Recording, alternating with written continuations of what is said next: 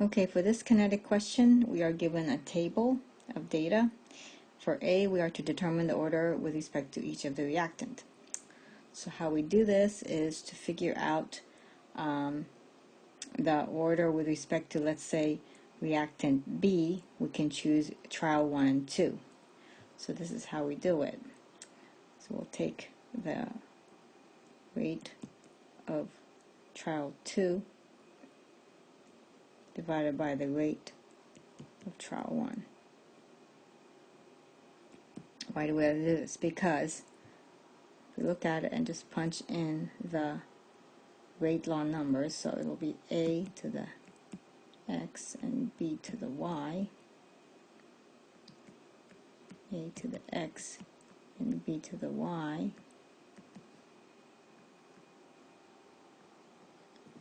So as you can see in trial 1 and 2, the concentration of A is kept constant at 0.720 molar.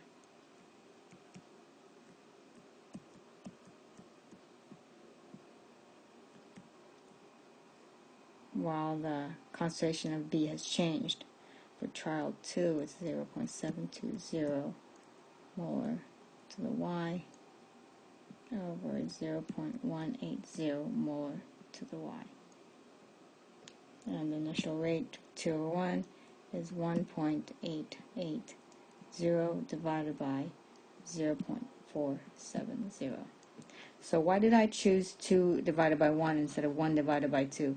Because we are choosing the larger number divided by the smaller number. It just makes the math a little bit more simply.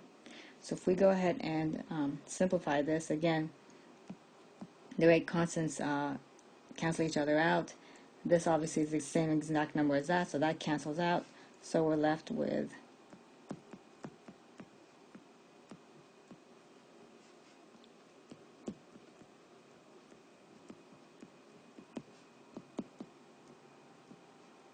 molarity per second divided by 0.470 molarity per second. This simplifies to 4 to the Y is equal to 4Y must equal 1. So that means that this is first order with respect to concentration of B.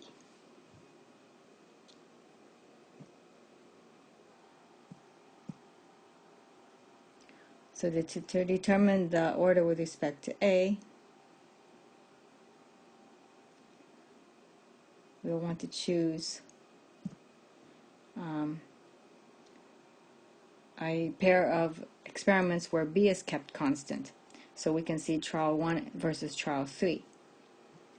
So let's do the same thing. So again, looking at the initial rate for 3 versus the initial rate of 1. Initial rate of 1 is much larger, so it'll be then 1 divided by 3.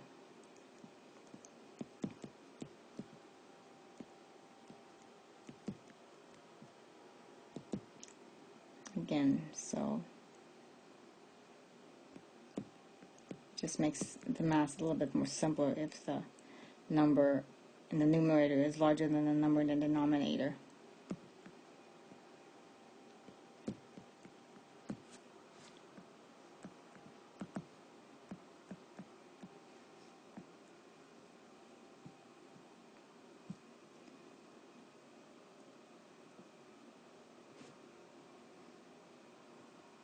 So here B is 0.720 x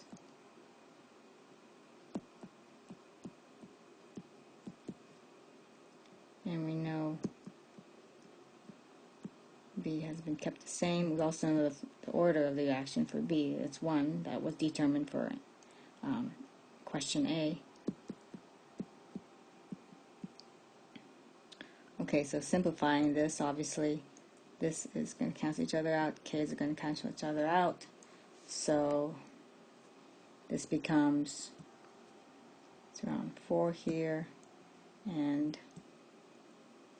this is 2 to the x, so x is equal to 2. So this means that it is second order with respect to the concentration of A. So these are our two results for A and B. So now we can answer question B, what is the overall order of the reaction? The overall order of the reaction is basically adding up the coefficients. So A second order and B is first order. So we add this and this value, that's 3. So it is third order overall.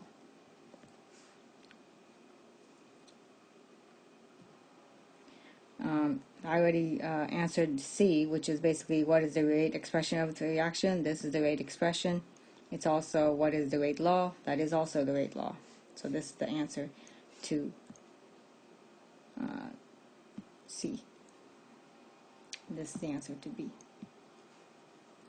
Okay, so now we have to find for D, find the value of the rate constant. So to answer D, I rewrote the rate law. So this is very simple. To figure out what K is, we can choose any of the trials and just plug in the numbers and look for K.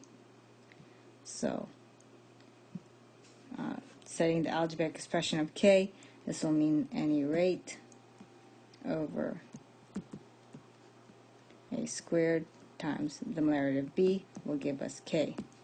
So let's just use trial 1. Any of the trials will work. They will give you the same number. So the rate, initial rate for experiment 1 is 0.470 milliliter per second divided by A squared times the molarity of B. This gives you a value of 5.03. Now for the units, again, to figure out molarity units for K, that's basically molarity over seconds divided by molarity squared times molarity of the first. So this is molarity over seconds divided by molarity of the cubed.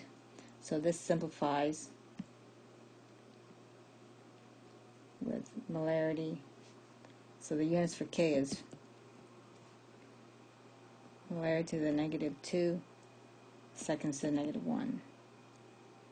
In kinetics, they like you to split up molarity into moles and liters. So this is 5.03 liters mole to the -2, liters to the squared, moles to the -2, seconds to the -1.